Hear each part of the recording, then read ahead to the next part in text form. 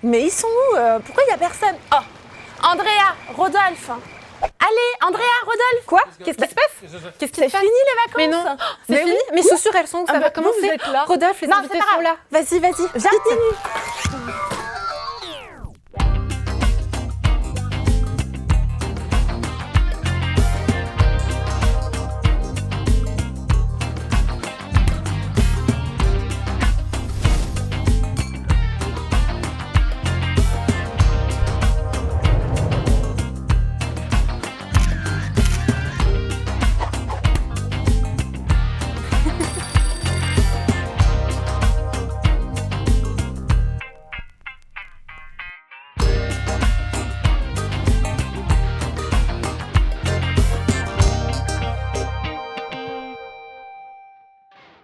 Bonjour à toutes et à tous, quel plaisir de vous retrouver, j'espère que vous avez passé de très belles vacances. Bienvenue à la maison sur le plateau de Fais voir ta région. Imaginez un monde où il suffisait peut-être d'un geste, d'un regard, d'un mot pour retoucher les choses, pour changer les choses. Et ce monde, justement, c'est celui que propose le Phare avec sa 42e édition et son édition intitulée Retoucher. On va en parler aujourd'hui en plateau avec la directrice du festival, mais aussi des artistes, des sujets en images que Shams nous a préparés. Vous êtes avec moi? C'est parti. Je suis heureuse de vous retrouver. 42e édition du Phare avec nos invités en plateau, s'il vous plaît, et avec Shams, la directrice du festival. Anne-Christine Misquet, bonjour. Bienvenue, prenez place. Shams, salut. Salut. Bonjour Anne-Christine. Je suis contente de vous revoir. Prenez place. Merci. À la maison, 42e édition, à voir encore jusqu'au 22 août. Le festival bat son plein. Comment ça va Anne-Christine? Très bien, on est très heureuse, ça se passe bien, il y a de l'intérêt. De l'émotion, et oui, 42e édition déjà, Festival des Arts Vivants, à voir du théâtre, de la danse, du cirque, des performances, de la musique, des propositions participatives. Shams, tu vas nous faire vivre tout ça en images, des émotions tu en as eues aussi durant cette édition, on va en parler ensemble. Mais j'aimerais savoir, Anne-Christine, avant de commencer, comment se porte le marché de l'art vivant? Parce qu'on parle beaucoup du côté musical et en festival, dès que c'est caché, des artistes qui augmentent de plus en plus, et que parfois c'est un peu difficile économiquement, pas facile à dire. Du côté des arts vivants, comment se porte le marché? Comment ça va pour vous de ce côté-là? De manière similaire, disons que c'est un secteur qui dépend de subventions, qui demande des recherches de fonds externes. Donc le Phare a de la chance à une convention avec la ville de Nyon, la région de Nyon et l'État de Vaud pour plus ou moins la moitié de son budget. Puis le reste, effectivement, c'est de la recherche de fonds auprès de fondations, des recettes de billetterie, des recettes de bar. Donc c'est un travail de longue haleine et toute l'année de chercher l'argent qu'il faut pour réaliser le festival. Puis du côté des compagnies, c'est pareil. Tout le monde doit chercher aussi des fonds pour réaliser les spectacles. Donc c'est une fragilité permanente. Mais, C'est intéressant, ça. Le mot fragilité, ça c'est quelque chose que vous ressentez encore. On en a beaucoup parlé durant le Covid, malheureusement. Je sais pas, j'en reparle encore. Mais fragilité, elle est encore là. Vous le ressentez? Le secteur est fort, il y a beaucoup de choses. Mais en filigrane, il y a évidemment toujours ce travail qu'il faut trouver de l'argent pour pouvoir créer des projets, des spectacles et les inviter, vivre de ce travail. Voilà. On va savoir justement au travers de cette émission comment vous faites pour choisir vos spectacles, Shams. Je sais que c'est des questions que tu t'es posées également. 42e édition. Mais déjà, j'aimerais avoir ton sentiment, Shams, parce que tu as vécu le début de cette édition. C'est quoi peut-être tes premiers ressentis de cette édition-là? Eh bien, beaucoup d'apprentissage, parce qu'on a beaucoup de témoignages de vie de la part des artistes. Je trouve que cette année particulièrement, les œuvres sont très personnelles. Les personnes livrent vraiment qui elles sont, leurs pensées, leur radicalité et leurs histoires personnelles sur scène ou dans les lieux aussi dans lesquels vous faites performer les artistes. Et le thème cette année, c'est retoucher, tu l'as dit en introduction. Ça veut dire quoi, retoucher? Parce que c'est très vague. Et surtout, pourquoi vous l'avez choisi? C'est vaste, en effet. L'idée de retoucher qu'on avait, nous, il y a un peu une double idée.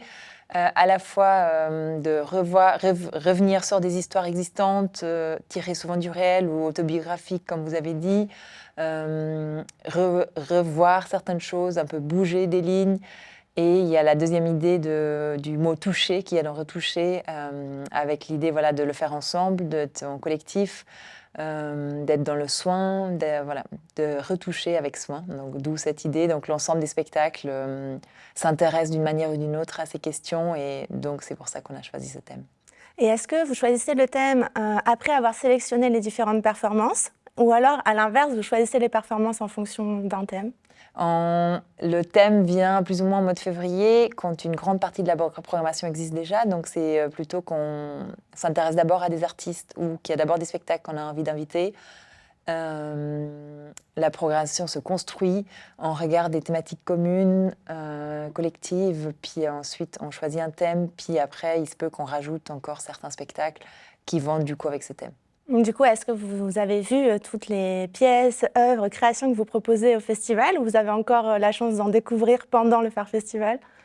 Les spectacles qui existaient déjà avant le Phare, donc au Phare il y a des spectacles qui sont en création, donc ça veut dire qu'ils sont montrés pour la première fois, une sorte de première mondiale au Phare. On va en parler d'ailleurs dans l'émission. Il y a des artistes pour qui c'est la première justement.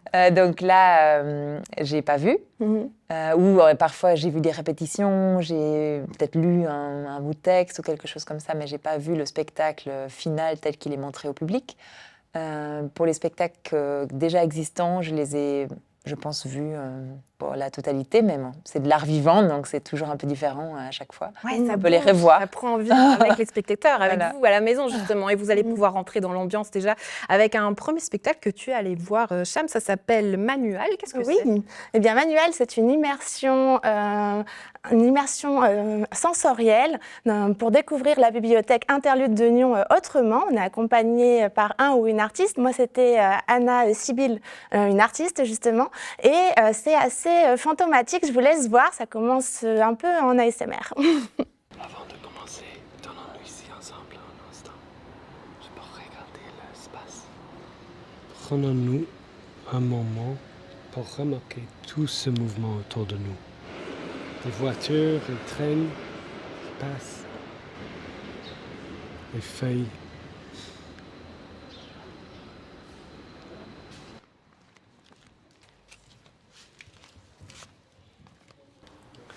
Voici le point de départ. Maintenant, nous allons commencer. J'aimerais d'abord que vous fermez les yeux et que vous preniez 10 grandes respirations.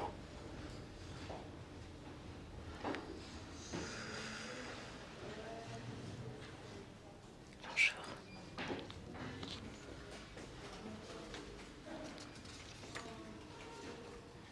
Vous m'avez accompagnée, mais sans jamais vraiment dire un mot ou à voix basse.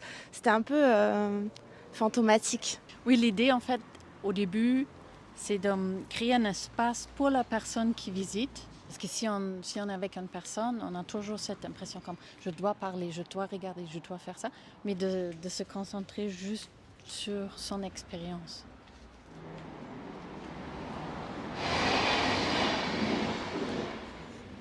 Qu'est-ce que vous vouliez véhiculer avec Manual? What was the main message?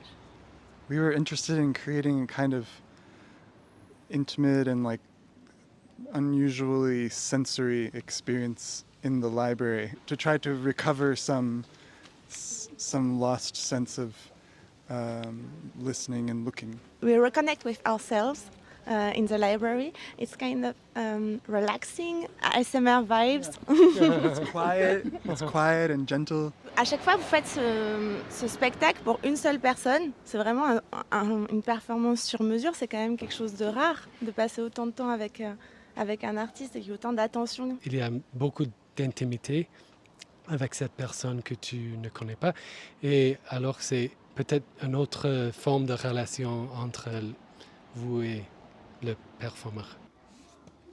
We're kind of interested in what form of connection or intimacy with a stranger could be possible in a public space. So when you don't know the person, like how close can you get and what kind of shared attention can you find just using simple sounds and photographs and your hands, because you're kind of obsessed of hands. You're not kind of meeting someone through a face or seeing the identity of a person. You're seeing more their humanity, their lived experience, what they're doing with their hands. Moi, je lis une phrase et ensuite, toi, tu lis la deuxième. D'accord. Qu'est-ce qui unissait et séparait les choses? Une membrane imperceptible. Qu'est-ce que vous voulez que le public comprennent de votre œuvre. It's a kind of opportunity to try to listen and feel more deeply. J'espère que la personne qui est avec moi perd la sensation du temps.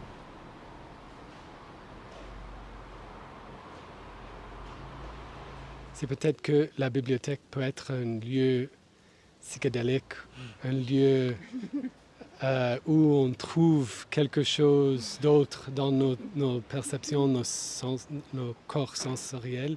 The library is trippy. When you're high, first thing you do, you watch your hand. Come get high.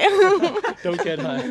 Don't do drugs. Je vous souhaite plein de belles rencontres du coup, jusqu'au 22 août à Nyon. Oui. Après, Oui. est-ce que vous allez aller ailleurs en Suisse?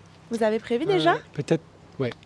Ah. L'année prochaine, mais c'est pas annoncé. Ok, donc peut-être l'année prochaine, si jamais vous allez rater. Merci. Les bruits environnants n'ont plus du tout le même effet sur moi maintenant. Je recommande à tout le monde de vivre cette expérience artistique très singulière. C'était fantomatique, revigorant, un massage pour l'esprit et pour l'âme. Et vraiment, ça nous fait porter un nouveau regard sur ces lieux du quotidien et aussi sur ces sens que parfois nous n'utilisons pas dans une situation donnée, alors que ça pourrait changer entièrement l'expérience. Manual, donc, c'est jusqu'au 22 août à la Bibliothèque Interlude de Nyon et je vous invite vivement à tenter cette expérience en solitaire. Anne-Christine Lisquet, je me posais une question en préparant cette émission, c'est comment est-ce que vous pouvez travailler à rendre le festival plus accessible? Je sais que vous mettez pas mal d'efforts à le rendre plus accessible pour les personnes à mobilité réduite, qui sont malvoyantes, malentendantes notamment.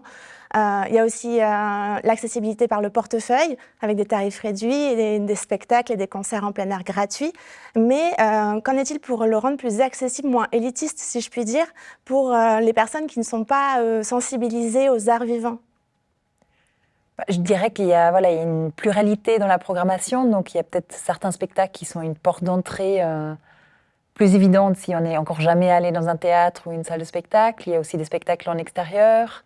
Là, il n'y en a plus tellement, mais voilà, dans les prochains jours, peut-être, par exemple, le spectacle Biographie, ça me semble, c'est un duo entre une jongleuse et un rappeur.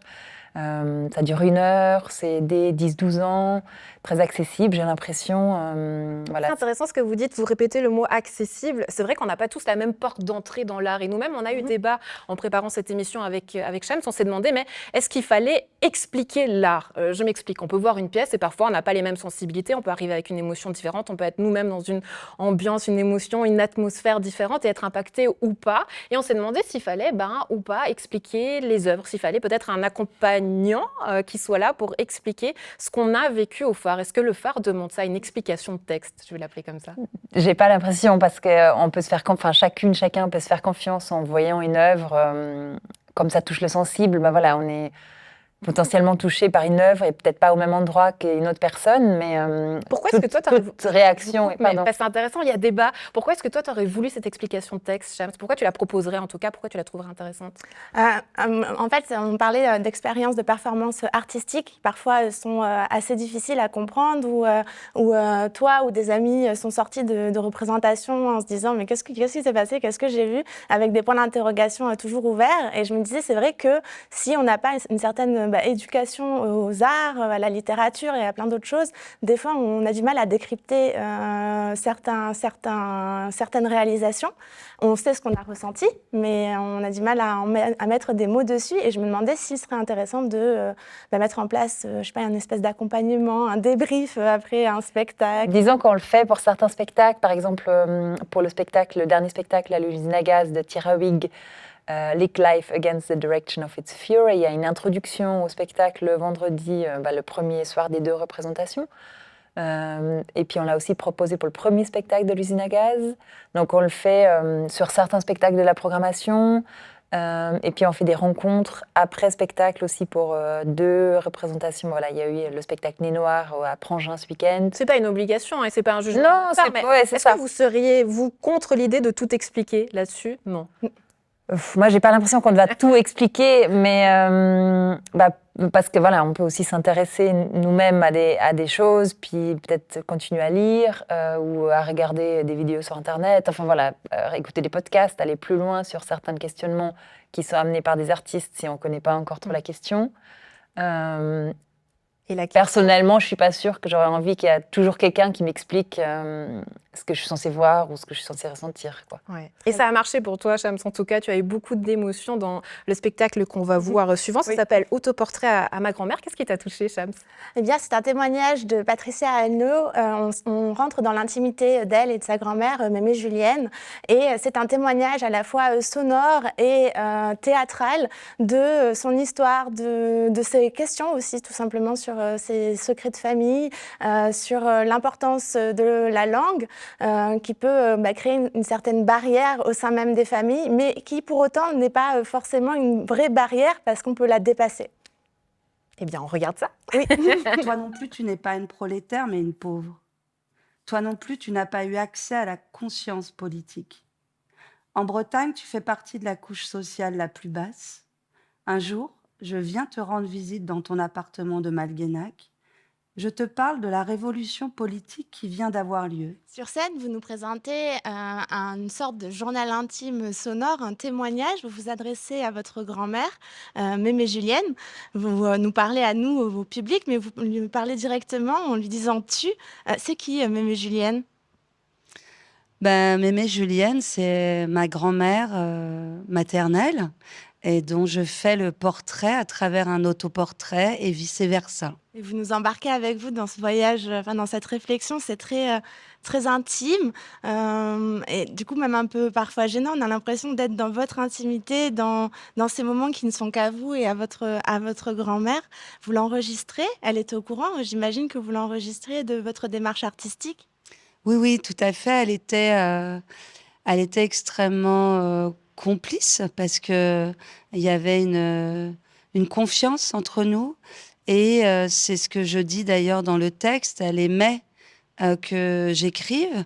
Et puis quand elle a su que j'écrivais un texte à partir de nos conversations, elle était amusée, fière et ça lui plaisait. Cette pièce, elle m'a beaucoup touchée. Ça m'émeut, c'est plein de nostalgie, ça m'a mis les larmes aux yeux. Vous abordez plein de thématiques, la vie, la mort, le lien de la famille, mais aussi des sujets de société, des sujets politiques. On a parlé de la Bretagne, vous parlez aussi du classisme, des différences de classe. On ressent que vous étiez prof de philo aussi, on a droit un peu à un cours. C'était voulu que ça ait cet aspect un peu... conférence. Ce qui m'intéresse, c'est le savoir populaire situé. Et de dire, en fait, ma grand-mère, elle n'avait pas fait d'études, elle avait fait que 2 ans d'études. Et néanmoins, elle écrit, elle pense, elle conçoit. Et moi, je le tisse avec elle après sa mort. Et je me dis, c'est incroyable, oui, nous faisons tous de la philosophie et elle aussi. Et les fleurs, tu dis que tu aimes aussi beaucoup les fleurs. Autrefois, ça n'existait pas, les fleurs. Les anciens, personne n'avait l'idée de mettre des fleurs.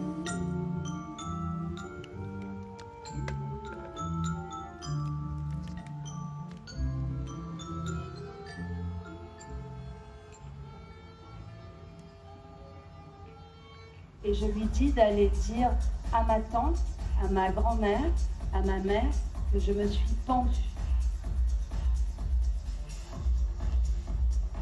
Comme je ne sais pas comment on se pend, je mets la corde autour de la taille.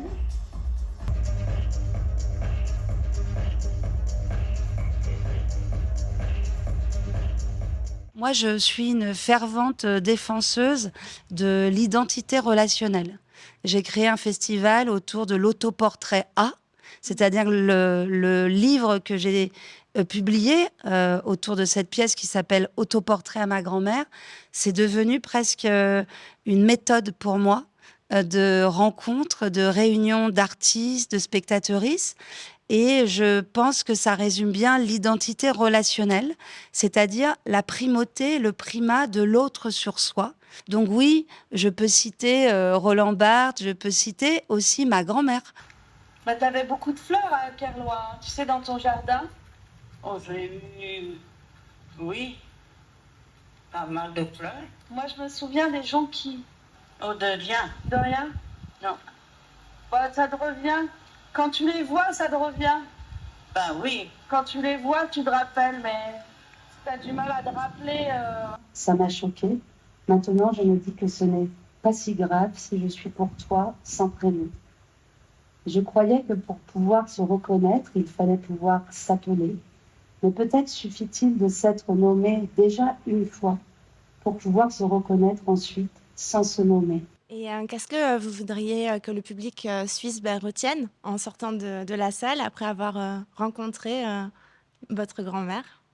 Qu'en fait, même s'il y a des différences de classe ou d'autres types de différences, c'est pas un obstacle à la rencontre, à l'amour, à l'attention, et que même lorsque la pensée consciente, rationnelle semble un peu s'estomper, que les codes sociaux de nos relations se transforment, eh bien, il faut continuer peut-être à inventer la relation.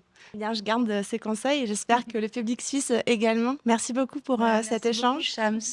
Merci. Et une très bonne première Suisse. Et bienvenue à Autoportrait à ma grand-mère. Est-ce qu'il brille davantage à chaque fois que je viens te rendre visite au bourg de Malvenac? Je t'embarque dans mon Alfa Romeo rouge 145. Des artistes engagés qui prennent position, mais qui parfois cherchent aussi à transgresser les questions ou les émotions ou tout autre. On va en parler avec nos invités suivantes. Anne-Christine Liski, je crois que vous les connaissez très très bien. Vous allez leur céder la place. Merci beaucoup d'avoir été avec nous. Il y a une très belle suite d'éditions. Allez, changement de plateau. Venez seulement. Au revoir Anne-Christine. Bonjour. Bonjour. Bonjour. Prenez place, on est ravis de vous recevoir. Danae Dario, Julia Bellet, on est ravis de parler de vous, de vos performances artistiques. Des premières, on l'a dit, mais pas que. Shams, qui sont ces artistes? Est-ce que tu peux nous les présenter? Oui, bien sûr. Alors, nous avons Danae Dario, bienvenue. Vous présentez, dans le cadre du Phare Festival, votre création La chair des poules. Vous partagez la scène avec justement une poule. Et vous l'avez écrit en 2024 grâce au Récit du futur du Phare, dont on va parler ensemble. Exactement.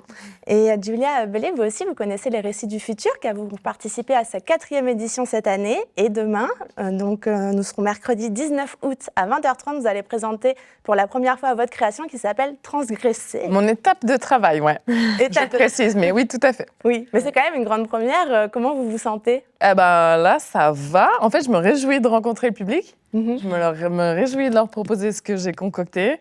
Et surtout ça, ouais, je me réjouis. Parce que c'est une œuvre qui... Est-ce que vous pouvez nous la présenter? Elle existe surtout grâce au public.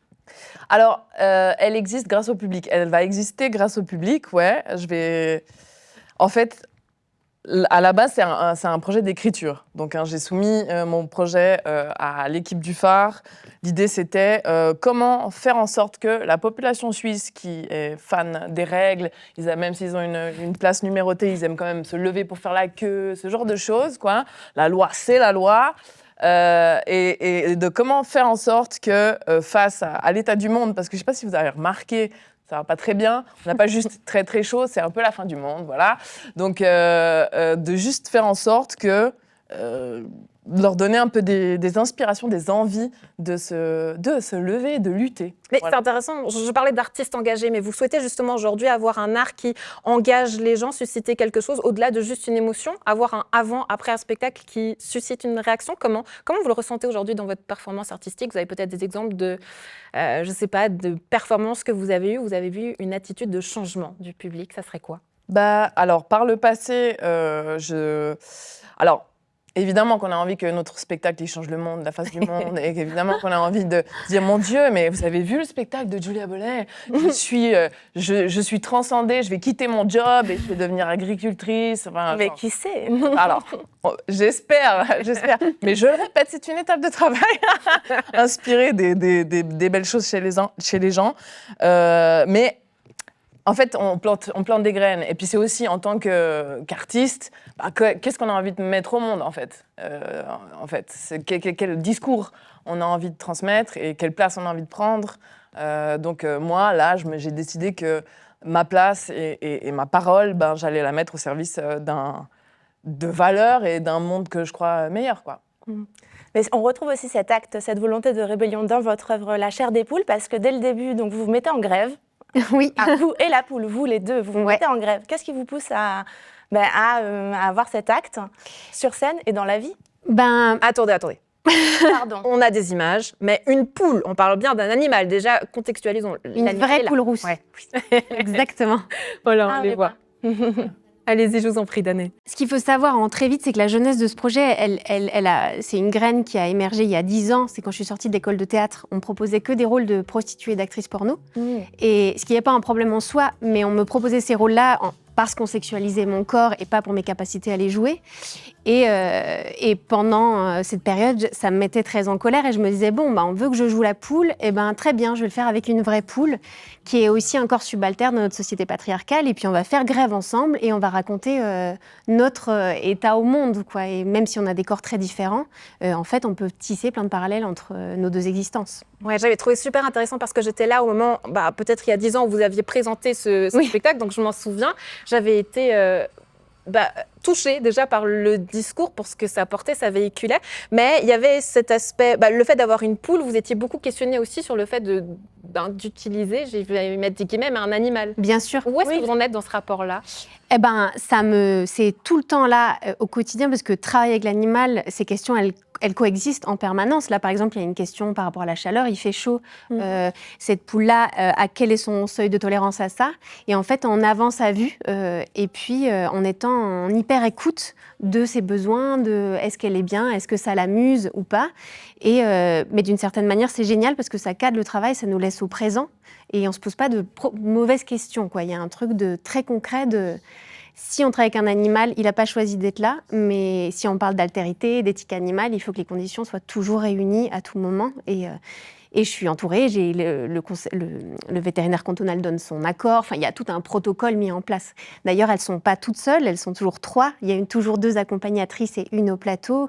Il y a un tournus, je travaille avec 2 poules différentes pour ne pas trop les fatiguer. Donc il y a tout un protocole pour assurer son bien-être, quoi. Et vous avez été accompagnée par Shanju, c'est ça?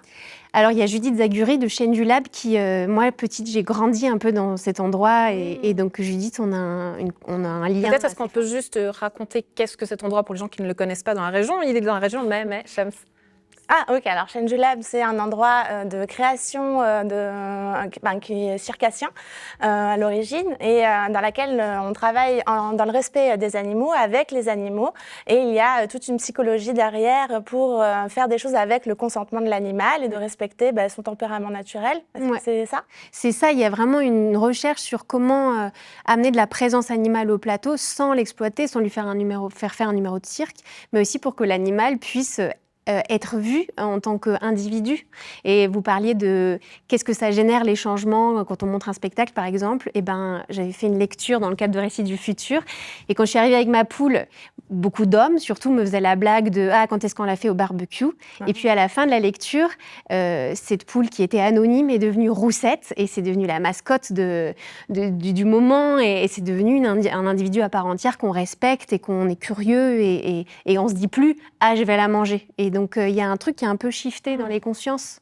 Et ça, c'était une victoire, quoi, pour l'animal et pour moi. Voilà.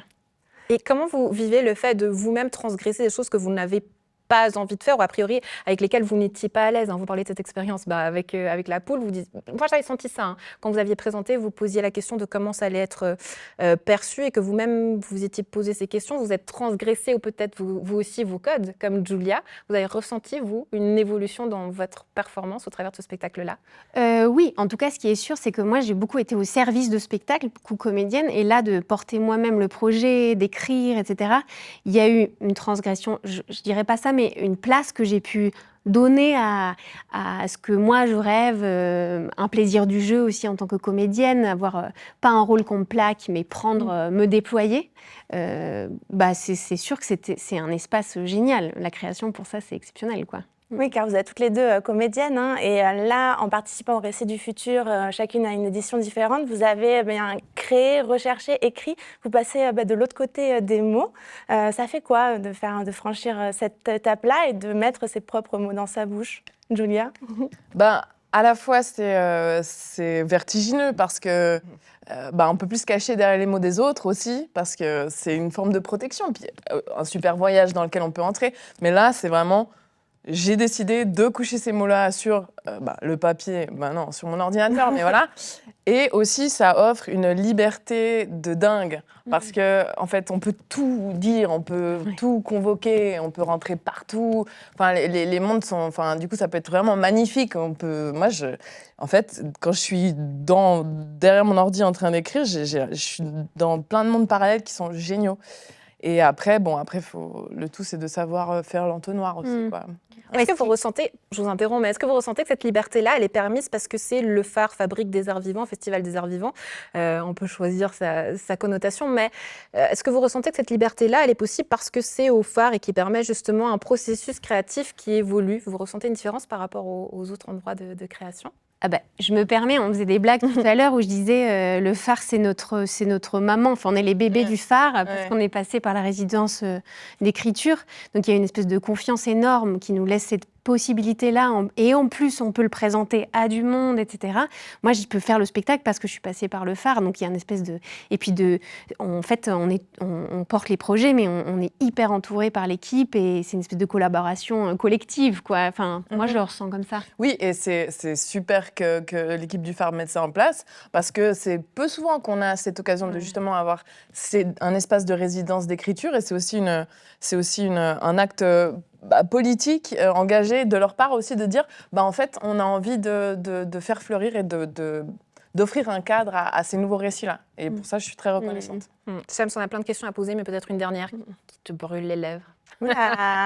Oui, transgresser, ça a l'air quand même plein de colère face à la société, et à juste titre. Mais du coup, est-ce que vous vous êtes encore plus énervé ou apaisé?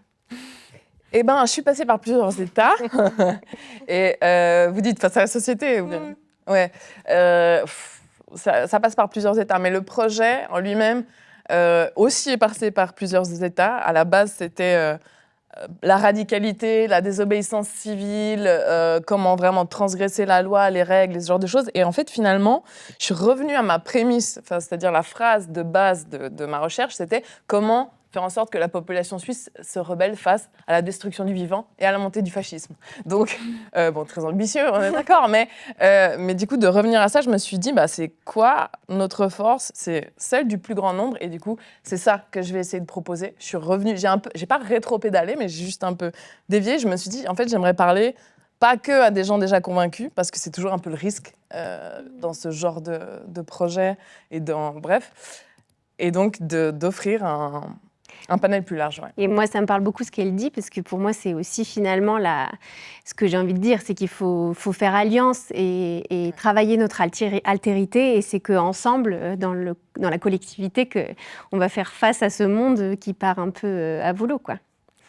Et donc, c'est sur ces mots qu'on vous fera réfléchir à la maison et qu'on vous donnera, je l'espère, envie d'aller voir ces spectacles à la maison et au phare. Salle des marchandises pour Danae et Dario. La chair des poules le 20 à 20h30, le 21 à 19h et le 22 à 20h30. Le compte est bon, Cham, je crois. Oui. Julia Bellé sur scène le 19 août à 20h30 à l'usine à gaz. On était ravis de vous avoir. Merci beaucoup d'avoir été avec nous. Bon spectacle. Et puis, on se réjouit de suivre la suite de vos carrières et de vous réinviter ici sur le plateau. Cham, d'autres dates à ne pas manquer. C'est l'heure de la revue? Oui, c'est parti. C'est parti. Des bons plans à ne pas louper ces prochains jours, et on commence à Gland avec le Kyo Festival, un festival open air dédié à la culture japonaise. Si vous êtes fan d'anime, de manga ou de cosplay, c'est l'endroit où aller ce week-end. Il y aura des stars du doublage qui seront présentes, mais il y aura aussi des concerts, des dégustations de saké. Vous pourrez participer à une compétition de Mario Kart ou encore prendre un cours de japonais. Bref, il y en a pour tous les goûts. Il y aura également des films japonais qui seront projetés le soir dès la nuit tombée. Si vous voulez profiter de cet événement, rendez-vous de 17h à 23h le vendredi 21 août, puis de 13h à 23h samedi et dimanche. Si vous préférez la Corée plutôt que le Japon, eh bien ça tombe bien car il y a un événement dédié à la culture coréenne à Gland ce week-end. Ça s'appelle Tsinta Korea. Tsinta, c'est une expression qui veut dire vraiment en coréen et qu'on entend beaucoup dans les K-dramas. Pour cette 2e édition, le festival met à l'honneur la culture coréenne, sa gastronomie, mais aussi ses produits de beauté. Vous aurez droit à des shows et à des initiations de sabre, de taekwondo, de danse et de chant traditionnels, mais aussi à des battles de danse K-pop. Et oui, le samedi soir, ce sera des battles de danse K-pop qui vous seront proposés avant de passer la soirée avec des concerts et des DJ sets de 19h30 à 22h. Si vous voulez faire la fête et assister à de bons concerts ce week-end, je vous recommande d'aller au Jval Open Air Festival. C'est un festival intimiste qui est niché au milieu des vignes et qui est un incontournable de la région. La programmation est excellente et le cadre est magnifique. Et pour ses 21 ans, le Jval renoue avec ses racines rock et punk. Le festival a lieu jeudi soir, vendredi soir et samedi soir de 18h à 4h du matin au moins. Et pour y aller, des navettes gratuites sont organisées toutes les 30 minutes entre la gare de Gland et le site du festival de Beugnin. De la musique toujours, vous pouvez aller encourager les talents de la région en allant au tremplin du Pop Rock Festival organisé dans la salle communale de Gland. Ça sera ce samedi 22 août. Les 5 groupes sélectionnés se produiront dès 19h30 devant un jury composé de musiciens professionnels. Il y aura aussi un applaudimètre dans le public pour désigner le ou la gagnante. Dès 23h, vous pourrez voir The Square, les vainqueurs de l'édition précédente. Et à partir de minuit, ce sera le célèbre duo The Two qui sera sur scène pour animer la soirée avec un concert aux sonorités blues créoles. Enfin, si vous préférez les bons films, sachez que le château de Prangin organise des soirées cinéma en plein air tout le week-end. Ils sont projetés dans la cour d'honneur du château. Pour 13 francs, vous pouvez ainsi visiter l'exposition consacrée au colonialisme avant de regarder un film présenté par la Cinémathèque suisse. Au programme, 3 films. Ce jeudi 20 août, vous pourrez voir A Passage to India de David Lean, un film qui a obtenu 2 Oscars et 3 Golden Globes et qui est un drame dans lequel l'amitié se heurte aux préjugés. Vendredi soir, ce sont les aventures de Tintin, 2 histoires, les 7 boules de cristal et le temple du soleil. Et le samedi 22 août, vous pourrez voir The New World de Terrence Malick. Ce film a été nommé aux Oscars, notamment pour son sens de la photographie. Bref, il y en a pour tous les goûts, vous avez le choix et je vous souhaite un très bon week-end. Et bah toi, ça te remet un petit air de vacances. C'est comme si tu retournais au Japon, Shams, non? C'était comment ces vacances? C'était incroyable. Je regarde un souvenir mémorable dans la peau. Un tatouage? Mais c'est pas vrai. Bon, à la maison, peut-être racontez-nous vos vacances aussi sur les réseaux sociaux. Non, en tout cas, on était très heureuse de vous retrouver. Ciao, ciao. Ciao.